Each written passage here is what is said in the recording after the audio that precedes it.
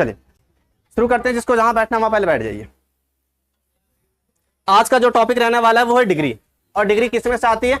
Adjective में से। जब कोई एडजेक्टिव सिर्फ और सिर्फ किसी के गुण बताने के लिए किया जा रहा होता है, या तो किसी नाउन या प्रोनाउन को डिस्क्राइब करने के लिए यूज किया जा रहा होता है, तो वो जनरली कौन से डिग्री में होता है? पॉजिटिव डिग्री में होता है। लेकिन जब एक एडजेक्टिव दो चीजों के बीच में कंपैरिजन या दो ग्रुप के बीच में कंपैरिजन करने के लिए यूज किया जाता है, उसे क्या कहते हैं? Comparative degree. और जब एक आखिरी डिग्री जो होता है कि सबसे सुप्रीम बताने के लिए किसी चीज को यूज किया जा रहा हो, तो उसे क्या कहते हैं? सुपरलेटिव डिग्री कहते हैं। देख लीजिए आसान सी चीज है। When no comparison is made, जब कोई कंपैरिजन नहीं की जाती तो क्या होती है वो? Positive degree. जब कंपैरिजन कितने लोगों के बीच में की जाती है? दो थिंग या दो सेट ऑफ थिंग में से की जाती है तो कंपैरेटिव। और जब कंपैरिजन नहीं की जाती, डेनोट किया जाता है हाईएस्ट ऑफ डिग्री, यानी कि सबसे ऊंचा सबसे सुप्रीम है, वो क्या बोला जाता है उसे? Superlative degree. अब हमारे पास रूल्स होते हैं, ठीक है, कि सर हम लोग पॉजिटिव डिग्री को कंपैरेटिव में कैसे कन्वर्ट करेंगे, कंपैरेटिव को सुपरलेटिव में कैसे कन्वर्ट करेंगे, कौन कौन से रूल हैं ऐसे जिसके माध्यम से हम लोग पॉजिटिव डिग्री को कंपैरेटिव में भी कर सकते हैं और सुपरलेटिव में भी कर सकते हैं। जैसे कि देखते होंगे ना, सबसे पहले कोई नाउन होता था, उसे सिंगुलर से प्लूरल कर देते। सिंगुलर से प्लूरल करने के बहुत सारे तरीके थे। जैसे क्या था? EN यूज करते थे, S यूज करते थे, ES यूज करते थे ना, SS यूज करते थे।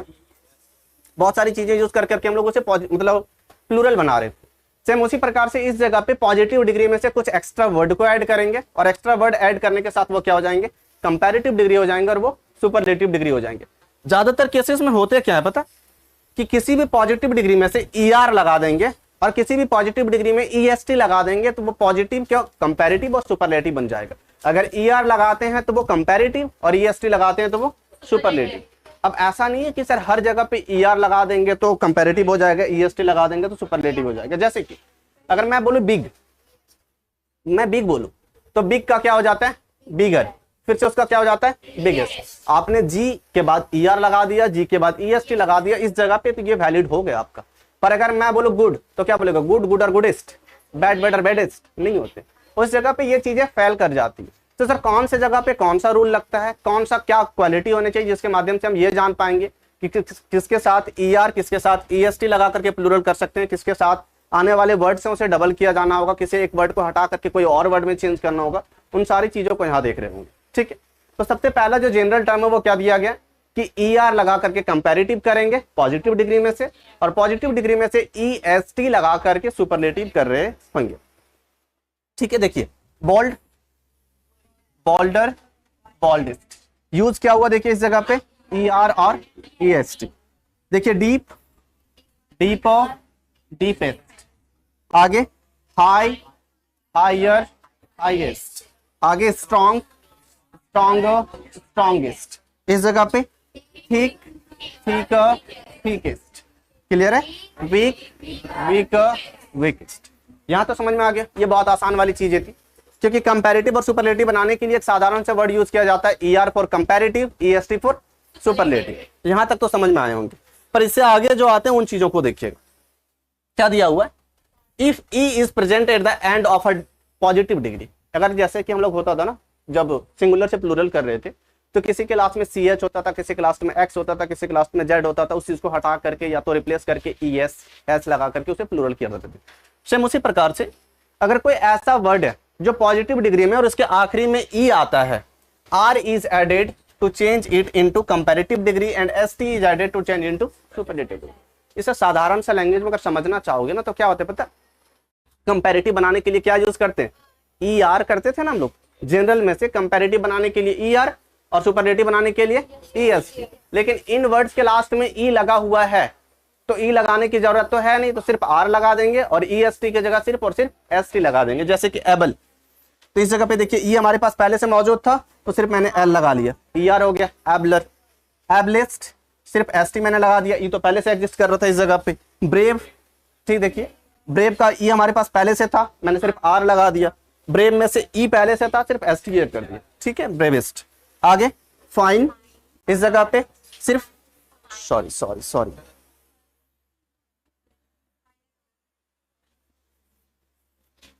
सही है। E के बाद सिर्फ मैंने R को ऐड किया, ये कंपैरेटिव डिग्री बन गया। और EST मैंने ऐड कर दिया, तो EST ने सिर्फ मैंने ST ऐड किया, क्योंकि E पहले से एग्जिस्ट कर रहा था, तो वो सुपरलेटिव डिग्री हो जाता। आगे नोबेल, नोबेल में से ई एग्जिस्ट कर रहा है, ई एग्जिस्ट करने के कारण मुझे सिर्फ आर और एस टी ऐड करना पड़ेगा, तो इस जगह पे मैंने सिर्फ आर ऐड किया कंपैरेटिव डिग्री, और एस टी मैंने ऐड किया तो सुपरलेटिव डिग्री।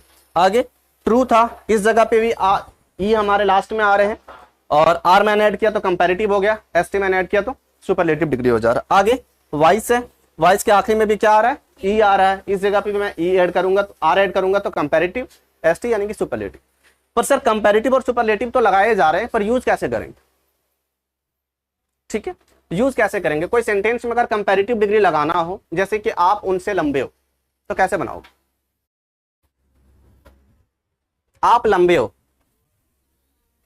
आप लंबे हो, यू आर टॉल। आप उनसे लंबे हो तो क्या बनेगा? You are taller. Tall taller होते हैं ना, you are taller than him. आप सबसे लंबे हो, यू आर द टॉलेस्ट। आप सबसे लंबे हो, ठीक है। आपका बैग बड़ा है, योर बैग इज बिग। आपका बैग सबसे बड़ा है, your bag is the biggest. सबसे बड़ा के लिए हम लोग बिगेस्ट यूज करते हैं, सुपरलेटिव डिग्री। और अगर बीच में कंपैरिजन किया जा रहा है कि आपका बैग उसके बैग से बड़ा है, तो क्या हो जाएगा? Your bag is bigger than his bag. समझ में आ रहा है? दो चीजों के बीच में जब कंपैरिजन किया जा रहा है तो देन का यूज किया जा रहा है कंपैरेटिव डिग्री में से, और सुपरलेटिव जब दर्शाना होता है तो ईएसटी वाले फॉर्म को दा के साथ में यूज किया जा रहा था। पॉजिटिव डिग्री तो पॉजिटिव होता ही है, नॉर्मल सेंटेंस होता है। इतना क्लियर है? आगे देखिए क्या दिया हुआ है, E positive degree ends with consonant. ये वही फंडा है जो हम लोग कॉन्सोनेंट और वॉवेल वाला आगे पढ़ रहे थे, ठीक है। And a short vowel is preceded या comes before it, the last consonant is double and then E R is added. ठीक है, सॉरी। जैसे कि अगर कोई वर्ड कॉन्सोनेंट से एंड करता हो, कोई ऐसा एडजेक्टिव हो जो कॉन्सोनेंट से एंड करता हो। कॉन्सोनेंट क्या क्या होते हैं? ए ई आई ओ यू को छोड़ करके रिमेनिंग जितने भी हमारे पास 21 लेटर हैं वो सारे के सारे क्या कहलाते हैं? Consonant. B C D F जो होते हैं वो पूरे के पूरे क्या? कॉन्सोनेंट है। और अगर वो आखिरी में आते हैं और उनके पहले कोई वॉवेल आता है, कॉन्सोनेंट के जस्ट पहले कोई वॉवेल आता है, तो क्या किया जाता है? उस कॉन्सोनेंट को डबल कर दिया जाता है और ईआर लगा दिया जाता है। शॉर्ट वॉवेल आने चाहिए, आई ई ओ ऐसे करके, लॉन्ग मतलब लंबे साउंड करने वाले वॉवेल नहीं आने चाहिए। अब देखिए, और पॉजिटिव डिग्री तो हमारा कैसा रहेगा? एक वॉवेल एक कॉन्सोनेंट, यानी कि आखिरी में एक वॉवेल रहेगा, उसके बाद एक कॉन्सोनेंट रहेगा। एक वॉवेल एक कॉन्सोनेंट, एक वॉवेल एक consonant, vowel consonant, vowel consonant, है ना।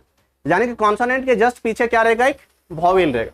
तो उसकी जो पॉजिटिव डिग्री से कंपैरेटिव करने के तरीके क्या रहेंगे? हमें उस लास्ट वाले कॉन्सोनेंट को डबल कर देना, ठीक है, और डबल करने के बाद ई आर लगा देना। सेम उसी प्रकार से डबल करने के बाद ई एस टी लगा देंगे, क्या बन जाएगा? वो सुपरलेटिव डिग्री बन जाएगा। जैसे कि आपके पास पहला क्या है? बिग है, ठीक है। देखिए बी आई जी है, जी हमारे पास क्या है?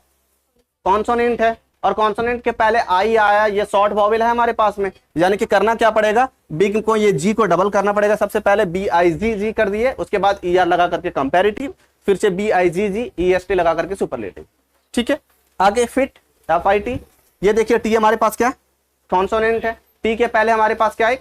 वॉवेल है, यानी कि इसे भी हमें टी को क्या करना पड़ेगा? डबल करना पड़ेगा। तो F I T T E are, F I T T E S T. आगे एच ओ टी, हॉट, इस जगह पे टी देखिए, टी हमारे पास क्या? कॉन्सोनेंट है, कॉन्सोनेंट के पहले क्या हुआ? वॉवेल है। लास्ट बेंच का ध्यान कहाँ है?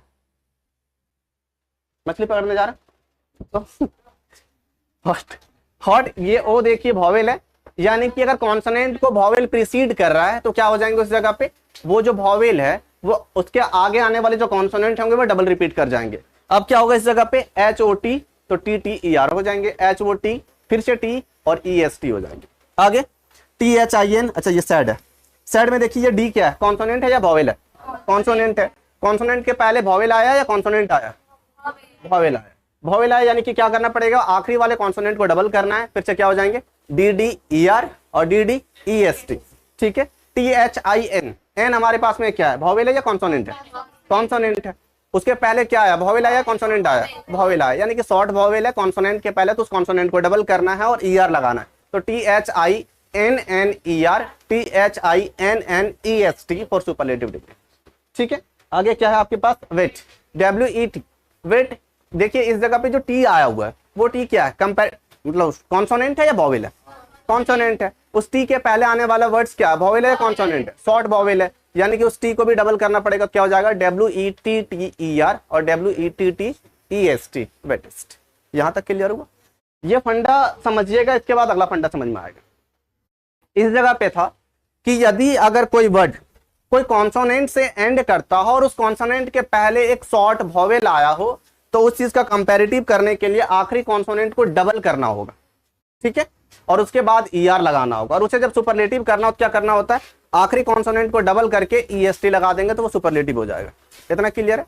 अगला फंडा क्या, अगला देखने के लिए आपके पास अगला यही आया क्या, नहीं, देख लेते हैं। अगला में होता है क्या है, ध्यान इधर रखिए कि अगर कोई वर्ड, सोचे बाद में बताते हैं, पहले इधर देख लेते हैं। When a positive degree ends with Y, Y वाला फंडा कुछ याद आ रहा है,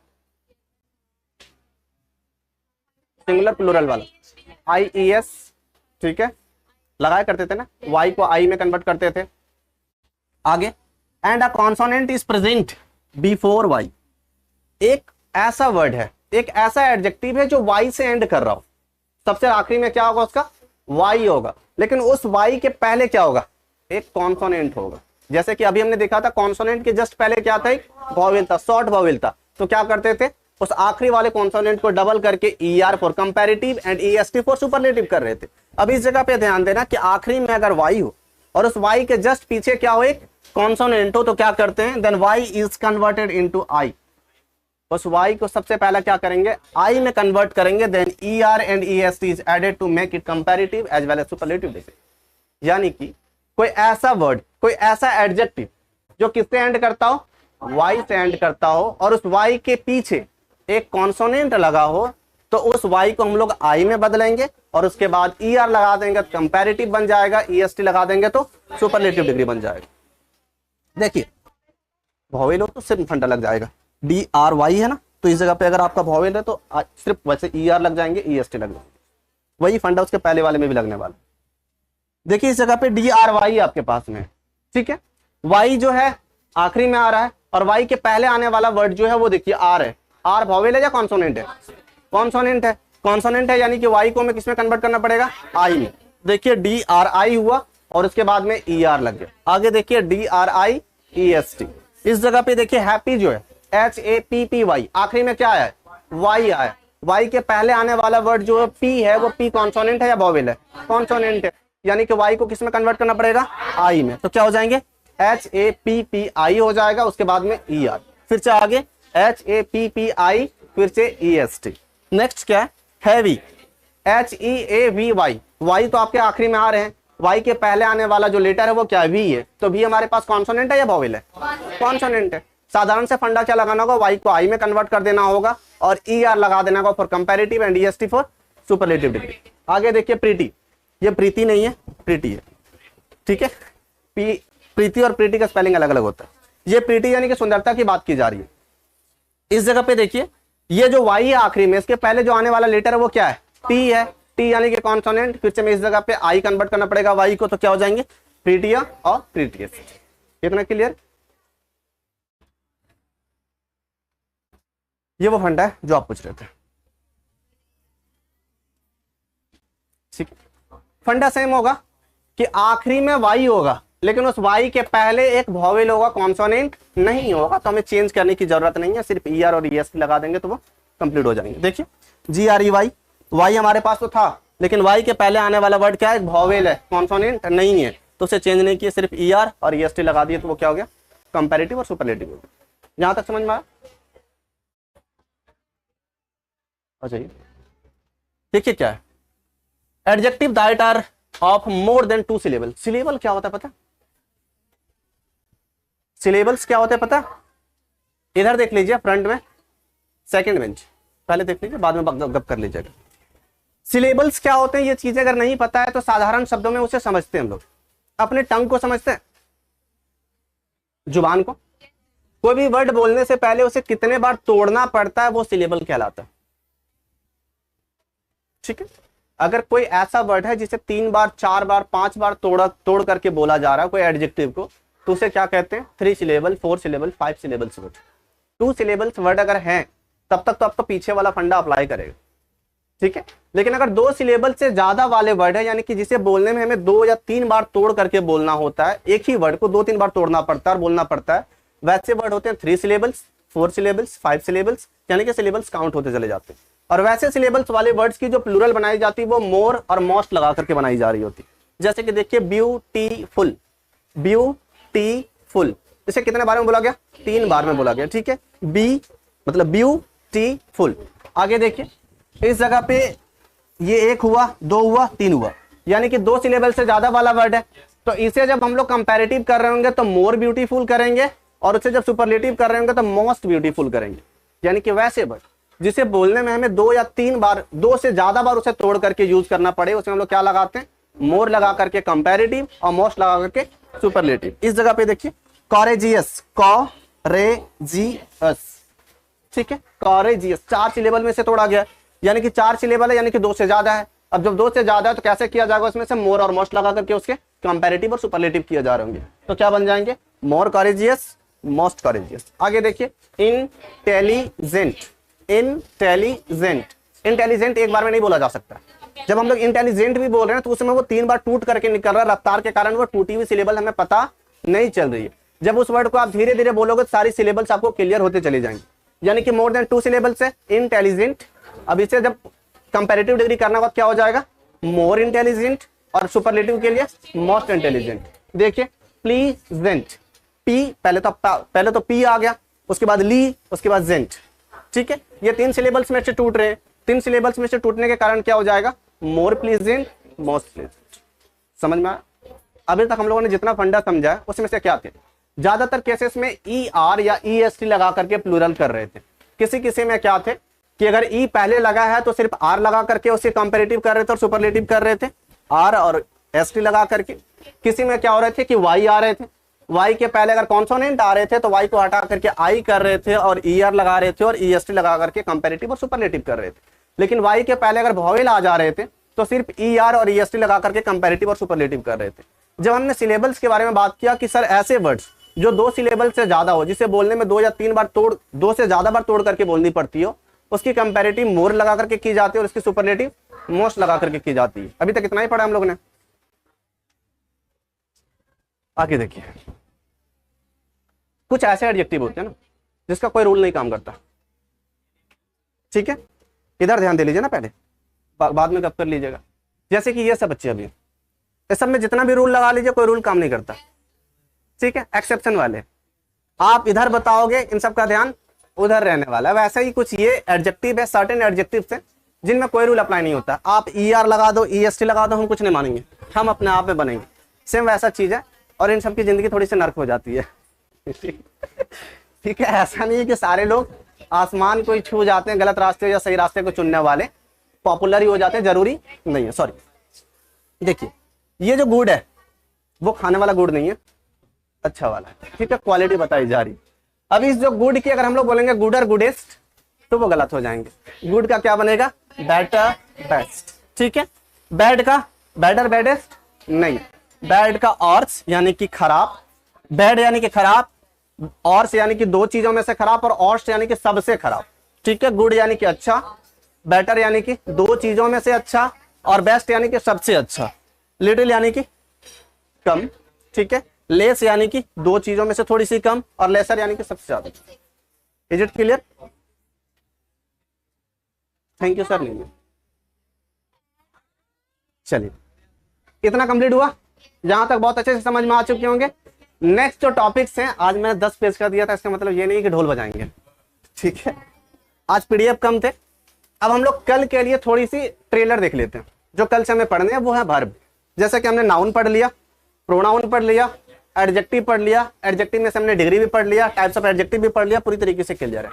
यानी कि यहां तक हमने बहुत अच्छे से समझ लिया, यहां तक समझने में कोई दिक्कत नहीं हुई।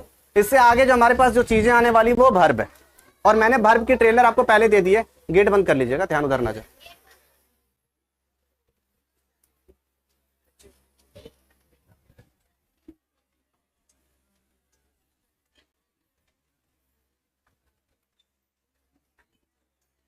शुरू किया जा, ठीक है। बहुत अच्छे से समझिएगा एक एक करके।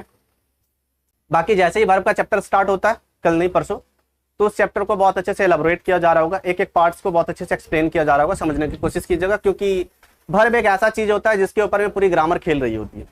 चाहे आप टेंस पढ़ो, चाहे आप नॉर्मल से सेंटेंस बनाओ, उसमें हेल्पिंग वर्ब हो, मेन वर्ब हो, या तो वॉइस पढ़ो, नरेशन पढ़ो, कुछ भी पढ़ो, हर चीज में वर्ब आता ही है। यानी कि नाउन, प्रोनाउन और वर्ब के बिना सेंटेंस बनता ही नहीं है। बिना सब्जेक्ट और बिना वर्ब का सेंटेंस बनेगा नहीं। यानी कि वर्ब और नाउन और प्रोनाउन हमें बहुत अच्छे से आना चाहिए। नाउन और प्रोनाउन को तो हम बहुत अच्छे से सीख चुके हैं, उनकी क्वालिटी बताने वाले, उनको डिस्क्राइब करने वाले वर्ड एडजेक्टिव को भी बहुत अच्छे से सीख चुके हैं। पर जो आखिरी वर्ड बच रहा है, जो बहुत ज्यादा इंपॉर्टेंट है, वो क्या है? डिसिप्लिन ऑफ ऑब्जेक्ट, वो वर्ब है। ठीक है, अब वर्ब होते हैं क्या? क्रिया होते हैं। ठीक है, अब क्रिया कितने प्रकार के होते हैं? कौन कौन से? कौन? मुझे लग रहा है बिहार में शराब चालू हो गया यकीन है मुझे। अब वर्ब प्रेजेंट, पास्ट और फ्यूचर दो होते हैं, सकर्मक और अकर्मक होते हैं।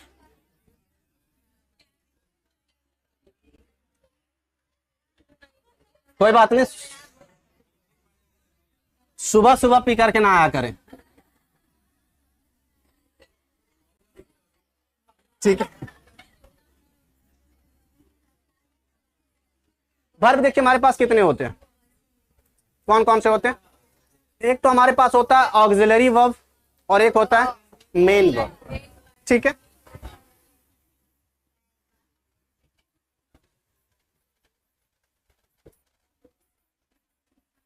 और क्या होता है? ऑक्सिलरी वर्ब हमारे पास कितने टाइप्स के होते हैं? हाँ बताया था, इसलिए तो फिर से पूछ रहे हैं आपसे। ऑक्सिलरी वर्ब हमारे पास दो टाइप्स के होते हैं। पहला क्या होता है?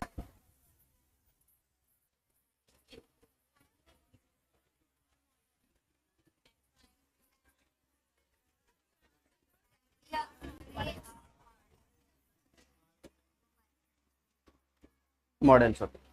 प्राइमरी ऑक्सिलरी वर्ब क्या क्या होते हैं? जिसमें प्राइमर लगाओ और जिसमें डिस्टेम्पर लगाओ वो मॉडल्स। ठीक है, बी फॉर्म,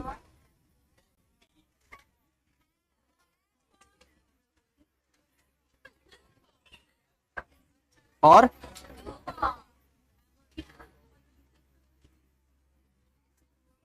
पर बी फॉर्म क्या होता है, हैव फॉर्म क्या होता है, डू फॉर्म क्या होता है?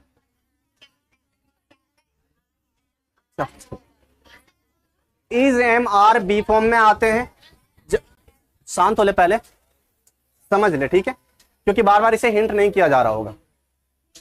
ये जो टेंस होते हैं, ये जो वर्ब होते हैं, वो टेंस डिसाइड करने के लिए होते हैं। यानी कि प्रेजेंट भी डिसाइड करके देगा आपको, पास्ट भी डिसाइड करके देगा और फ्यूचर भी डिसाइड करके देगा। Second bench, second last bench, इधर ध्यान देंगे। ठीक है, इसके जो प्रेजेंट होते हैं, बी फॉर्म के जो प्रेजेंट होते हैं, वो क्या क्या होते हैं? इज, एम और आर। और जो पास्ट होते हैं इसके क्या होते हैं? वाज और वर। ठीक है, हैव फॉर्म क्या होते हैं? प्रेजेंट में हैव और हैज होते हैं, पास्ट में हैड होते हैं।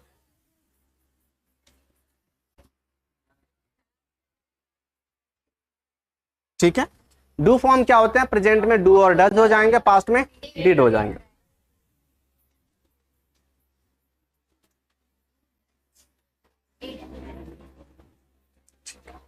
अब इतना तो समझ में आ गया कि सर होते ही ये सब, पर काम क्या होता है सबका? कोई ना कोई काम होगा तब तो ये सब आए हुए हैं। शादी तो है नहीं कि कोई भी खाने के लिए आ गया है, वो चीजें नहीं है। ये सेंटेंस बनाने के लिए जा रहे हैं, सेंटेंस में इनका कोई ना कोई अर्थ होगा, कोई ना कोई मीनिंग होगा, तब जाकर के ये काम कर रहे हैं। तो क्या होगा? बी फॉर्म का यूज क्या होता है? Last bench. क्या होता है बी फॉर्म का यूज?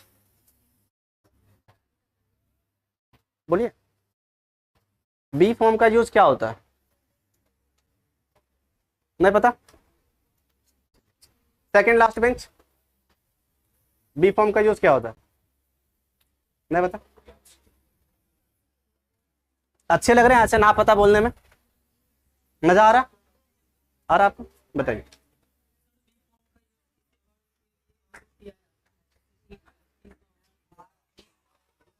बहुत अच्छा, आगे।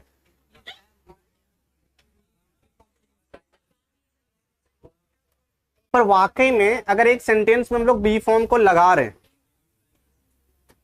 रुक जाइए, अगर हम बी फॉर्म को लगा रहे हैं और बी फॉर्म के बाद कोई भी वर्ब नहीं आ रहा, मेन वर्ब नहीं आ रहा, तो वो बी फॉर्म किस तरीके से काम कर रहा होगा, वो सेंटेंस हमें क्या दिखा रहा होगा, सेंटेंस का नेचर क्या होगा। एक ऐसा सेंटेंस, ठीक है, जिस सेंटेंस में सिर्फ बी फॉर्म हो, उसके साथ में मेन वर्ब कोई नहीं आया हो, तो वो सेंटेंस का नेचर क्या होगा, स्टेटस दिखा रहा होगा ना, ठीक है। लेकिन अगर बी फॉर्म, हाँ, जो बी फॉर्म है, अगर सिर्फ बी फॉर्म आता है, शांत होकर के सुन ले, ना तो फिर से बोलिएगा नहीं पता, ठीक है। अगर एक सेंटेंस में सिर्फ और सिर्फ बी फॉर्म आया, इज, एम, आर, वाज, वर आए हैं, इसके बाद कोई भी मेन वर्ब नहीं आया, सब्जेक्ट, बी फॉर्म और ऑब्जेक्ट आ गया है, तो वो सेंटेंस हमें क्या दिखा रहा होता है, स्टेटस दिखा रहा होता है, यानी कि किसी के क्या होने का सेंस दे रहा होता, कुछ होने का सेंस दे रहा होता, ठीक है। लेकिन अगर उसी सेंटेंस में बी फॉर्म के बाद वर्ब का कोई फॉर्म आता है, तो वो क्या दिखा रहा होता है, मैं एक्शन दिखा रहा होता है। पर मैं पूछना आपसे ये चाह रहा हूं कि बी फॉर्म के बाद वर्ब का कौन सा फॉर्म आता है,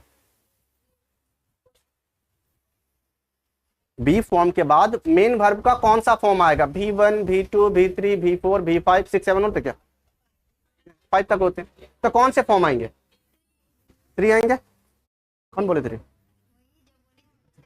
ठीक है, चलिए 3 है, 4 है। हमेशा याद रखिएगा, ध्यान दीजिए, हमेशा याद रखिएगा एक चीज को, कि जब भी बी फॉर्म आएंगे, जनरली जब भी बी फॉर्म आते हैं तो वो कॉन्टिन्यूअस एक्शन को शो करने के लिए आते हैं। जैसे कि मैं जा रहा हूं, वे लोग गीत गा रहे हैं, वे लोग बाजार जा रहे थे, ठीक है, यानी कि हाँ वे लोग गाना गा रहे थे, ठीक है, वे लोग नहीं पढ़ रहे थे, यानी कि वो चीजें जो जारी होती है, और उन चीजों को दर्शाने के लिए बी फॉर्म का यूज किया जा रहा था, चाहे वो प्रेजेंट में हो, पास्ट में हो, फ्यूचर में हो। और जब कोई कंटिन्यूटी वाली एक्शन को शो करना होता है तो उसके साथ वर्ब का कौन सा फॉर्म आता है, चौथा फॉर्म आता है, V1 प्लस ING आते हैं, ठीक है। उसी प्रकार से अगर कोई सेंटेंस में सिर्फ और सिर्फ हैव फॉर्म हो, सिर्फ और सिर्फ हैव फॉर्म हो, कोई और वर्ब नहीं आया हो, तो वो पोसेशन दिखाता है, किसी का अधिकार दिखाता है, I have a pen, you have a pencil, वैसी चीजों को, ठीक है। लेकिन अगर कोई सेंटेंस में हैव फॉर्म आया है, तो वो क्या चीज दिखाता है कि कोई काम कंप्लीट हो चुका, कोई काम परफेक्ट हो चुका, परफेक्ट हो चुका, यानी कि उसके साथ में वर्ब के कौन सा फॉर्म लगेगा, तीसरा फॉर्म लगेगा। बी फॉर्म के साथ हमेशा वर्ब का चौथा फॉर्म टेंस में, हैव फॉर्म के बाद हमेशा वर्ब का तीसरा फॉर्म टेंस में, और डू फॉर्म के बाद वर्ब का पहला फॉर्म हमेशा टेंस में आएगा। ये चीज को माइंड में रख लेना है, क्लियर है।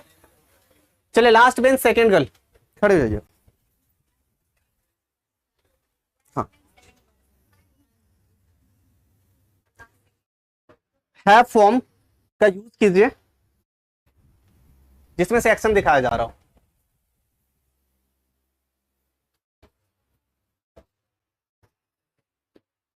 यूज कीजिए। ये बता दीजिए हैव फॉर्म के बाद कौन सा वर्ब आता है, ठीक है, तो यूज कीजिए।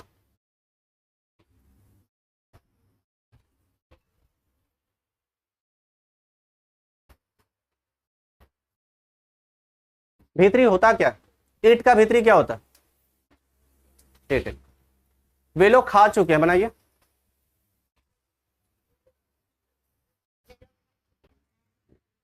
बनाइए। दे हैव लगेगा या हैज लगेगा, हैव लगेगा, क्यों लगा हैव, नहीं पता। हैव प्लूरल के साथ में लगता है, हैज सिंगुलर के साथ में लगता है। दे हमारा प्लूरल था, जिस कारण से उस जगह पे क्या लगा, हैव लगा। और हैव के बाद या हैज के बाद या तो हैड के बाद हमेशा वर्ब का कौन सा फॉर्म आता है, थर्ड फॉर्म आता है। तो ईट का भीतरी क्या होता है, ईटिंग, तो क्या हो जाएगा, they have it. Is it clear. यानी कि हमेशा हैव फॉर्म के बाद कौन सा वर्ब आएगा, तीसरा फॉर्म। बैठ जाइए। डू फॉर्म के बाद पहला फॉर्म, और बी फॉर्म के बाद चौथा फॉर्म, इतना माइंड में रखना है। और अगर बी फॉर्म अकेले आता है तो स्टेटस शो करेगा, हैव फॉर्म अकेले आता है तो पोजीशन शो करेगा, डू फॉर्म अकेले आता है तो एक्शन शो करेगा। क्लियर है। और इनके साथ में अगर कोई मेन वर्ब आता है, इनके साथ में भी कोई मेन वर्ब आता है तो वो क्या शो करेंगे, एक्शन शो करेंगे। जब इनके साथ में कोई वर्ब हो तभी एक्शन शो करेगा, और अगर नहीं हो तो स्टेटस। इनके साथ में अगर कोई वर्ब हो तो एक्शन, नहीं हो तो पोजीशन। और ये जब भी आएंगे तो कोई ना कोई एक्शन शो करेंगे। डन है। मॉडल्स हमारे पास कितने होते हैं, 13। कौन कौन से होते हैं,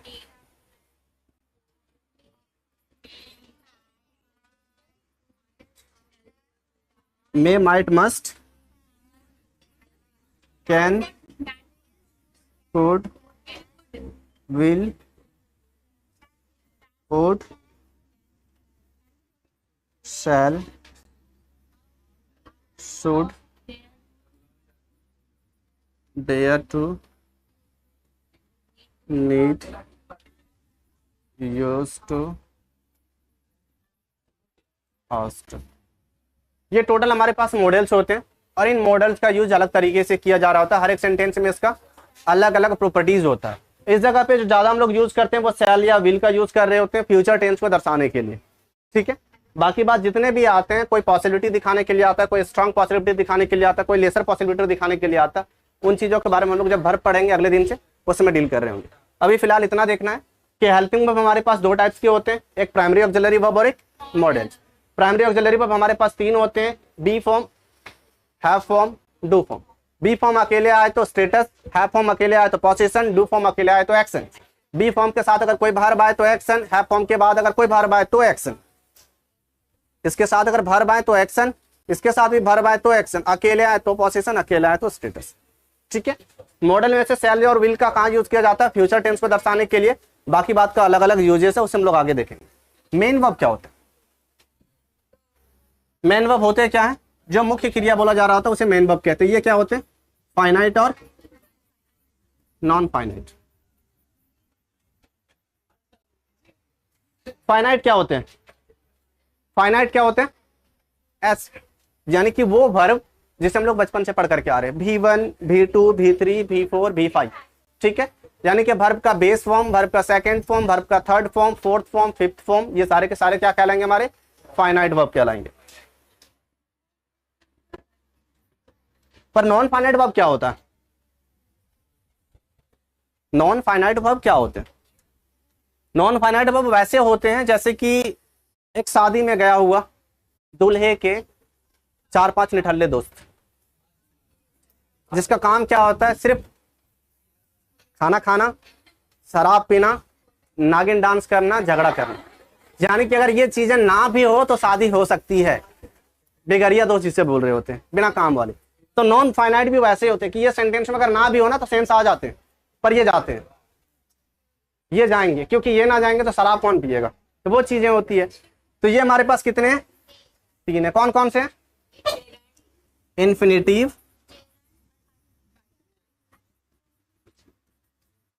जेरेंड और सबसे बड़ी चीज क्या पता है? ये सब जाएंगे भी तो ऐसे जाते हैं जैसे कि दूल्हे के बराबर दिख रहे होते हैं, ठीक है। यानी कि V1 से V5, इधर देखिए, इसके अंदर जो V1 से V5 है ना, समझिएगा। पहले इधर हो गया, अब इधर देख लीजिए। यानी कि दूल्हा कौन कौन से रंग में हो सकता है? या तो V1 पहने, शेरवानी, कुर्ता, जो भी है, 3 पीस 4 पीस जो भी पहनता है वो सब वो पहन के जा सकता है।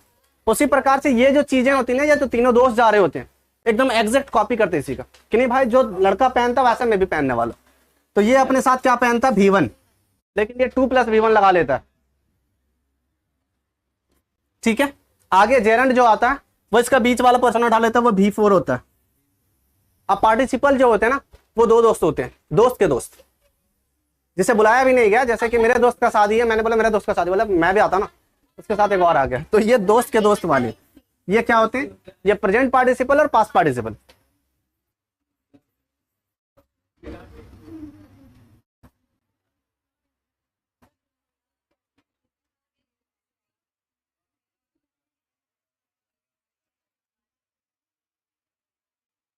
ठीक है। अब ये तो V4 की तरह चला गया, ये V1 की तरह चला गया 2 लगा करके। ये जो दोनों जाएंगे ना, वो अलग अलग तरीके से जाते हैं। इस जगह पे जो प्रेजेंट पार्टिसिपल है वो भी ऐसा ही जाता है, जेरेंड की तरह, ठीक है। लेकिन काम कुछ और करता है, ये नागिन डांस नहीं कर रहा था उस जगह पे। अगला जो जाता है वो V3 की तरह जाता है। अब देखिए, ये गए हैं सारे दूल्हे की तरह बन करके, पर इनका काम दूल्हा वाला नहीं होता है। मंडप पे जाकर के एक ही कोई बैठेगा, वो फाइनाइट वर्ब है। बाकी ये सारे उसके इर्द गिर्द घूम रहे होते हैं, चाहे कोई लोकिंदिया बन जाए, ठीक है। लोकिंदिया होता है ना, जो साथ में जा रहे होते हैं, क्या बोलते हैं? सवाला बोलते हैं, सहवाल जो भी बोलते हैं, वो चीजें होते हैं। या तो नागिन डांस करने वाला हो जाए, डीजे बजाने वाले हो जाए, कुछ भी हो जाएंगे, पर ये वो सब रहने वाले हैं, मेन वर्क करने वाले नहीं है। तो ये जो होंगे वो कैसे काम कर रहे होंगे? इधर देखिए, ये जो वर्ड है V1 से V5 तक, ये क्रिया की तरह काम कर रहे होंगे, एक्शन की तरह काम कर रहे होंगे, समझ में आया। लेकिन ये जो 2+V1 है ना, ये एक नाउन की तरह, एक एडजेक्टिव की तरह या तो एक एडवर्ब की तरह काम कर रहे होंगे, ना कि एक वर्ब की तरह काम कर रहे होंगे।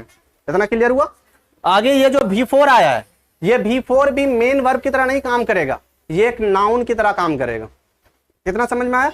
आगे अगर ये नाउन की तरह काम कर रहा है तो ये जेरेंट कहलाया, लेकिन आगे भी सर V4 लगा हुआ है, ये कैसे काम करेगा? ये एक एडजेक्टिव की तरह काम करेगा उस जगह पे, तब इसे क्या कहेंगे? Present participle. और जब V3 एडजेक्टिव की तरह काम करे तो इसे क्या कहेंगे? Past participle. V4 नाउन की तरह काम करे तो उसे क्या कहेंगे? जेरेंट। V1 2 + V1 अगर नाउन एडजेक्टिव या एडवर्ब की तरह काम करे उसे क्या कहेंगे? इन्फिनिटिव। और V1 V2 V3 V4 अगर वर्ब की तरह काम करे तो क्या कहेंगे? वर्ब। वर्ब कहेंगे। यानी कि V1 से V5 अगर वर्ब की तरह काम कर रहा है तो वो क्या कहलाएंगे? वर्ब। V1 से V5 अगर क्रिया की तरह काम कर रहा है, एक्शन दर्शाने के लिए काम कर रहा है तो उसे वर्ब कहेंगे। अगर 2 + V1 नाउन एडजेक्टिव एडवर्ब की तरह काम कर रहा है तो उसे इन्फिनिटिव कहेंगे। V4 अगर एक नाउन की तरह काम कर रहा है तो उसे जेरेंट कहेंगे। और V4 अगर एक एडजेक्टिव की तरह काम कर रहा है तो उसे क्या कहेंगे? Present participle. और अगर V3 एडजेक्टिव की तरह काम कर रहा है तो उसे क्या कहेंगे? Past participle. ये एडजेक्टिव की तरह काम करेगा इस जगह पे, ये भी एडजेक्टिव की तरह, ये नाउन की तरह, और ये